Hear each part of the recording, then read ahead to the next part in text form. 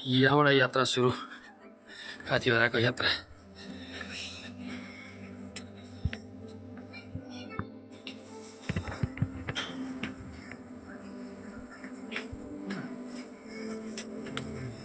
निकै भिडभाड छ बाटोमा एउटा सिलमा लगभग 3-4 जना बिनाको चाना बिनाको अलिक सहज भएको छ जो सुप जस्तै हो हैन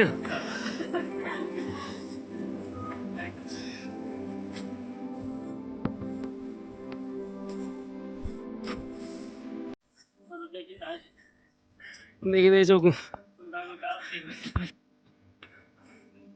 3500 मिटर मन्दिर बुझ्दैन के हो यो मुनि होला यो मास्टर चाहिँ मिटर अब अझै भयो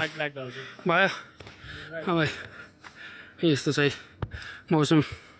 पुरा बिग्रेको छ कतै जाने लडी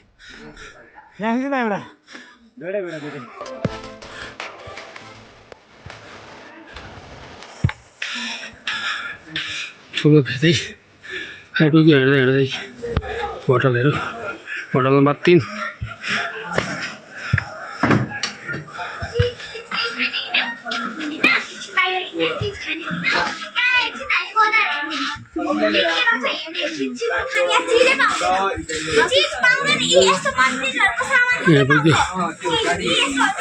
यहाँदेखि अगाडि आएको छ होटल नम्बर 6 सिक्किम होटल हाम्रो होटल 15 अझै माथि number 9 lodge number Kalika hotel ठुलो फेरि तपाईँले जाउँ यहाँदेखि पनि अझै अगाडि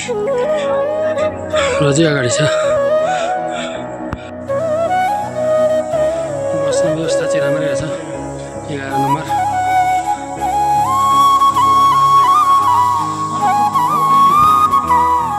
काठीभाडा होटल एन्ड लज माथिल्लो फेरि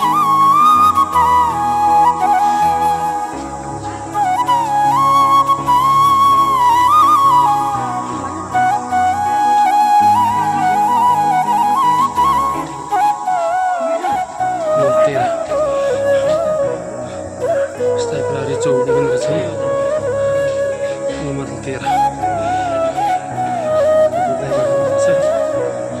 काठीभाडाको यात्रामा हामी 2:30 बजे कोठाबाट यस्तो ठाउँमा तयार भएर अब यहाँबाट हामी निक्लिँदैछौँ है यात्राको क्रममा हामी आज काठीभाडाको यात्राको क्रममा सुरुवात 3 बजे हामी मूल गेटबाट यहाँ तामाको गेटबाट हामी अब उकालो लाग्यौँ भगवतीको दर्शन गर्न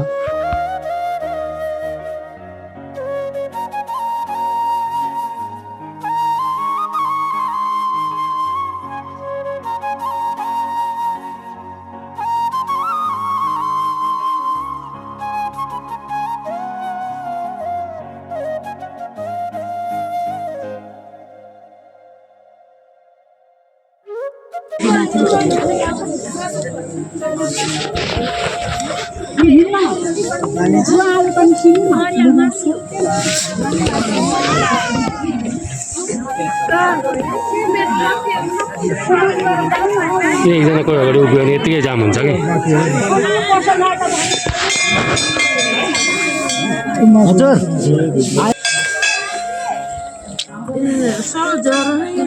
सल झरो यो पछाडि तपाईँको हजुर आमा यो झरो तपाईँको टेकिन्छ यसमा कि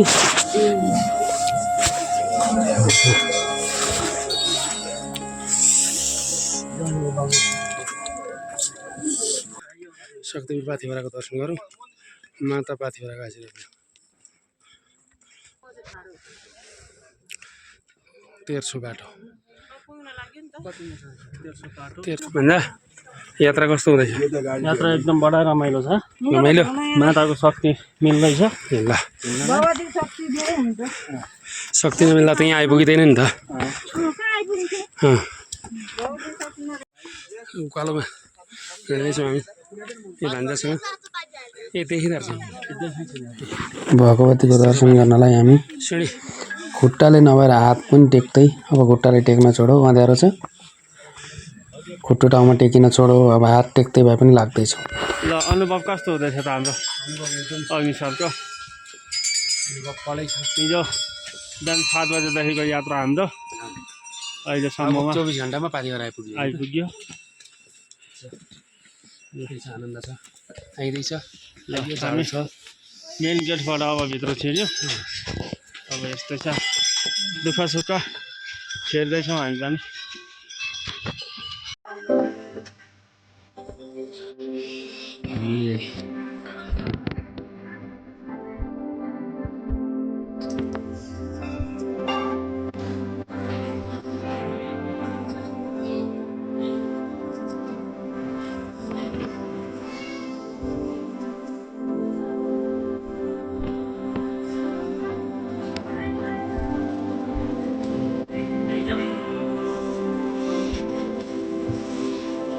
यसै त मजा भइहाल्छ नि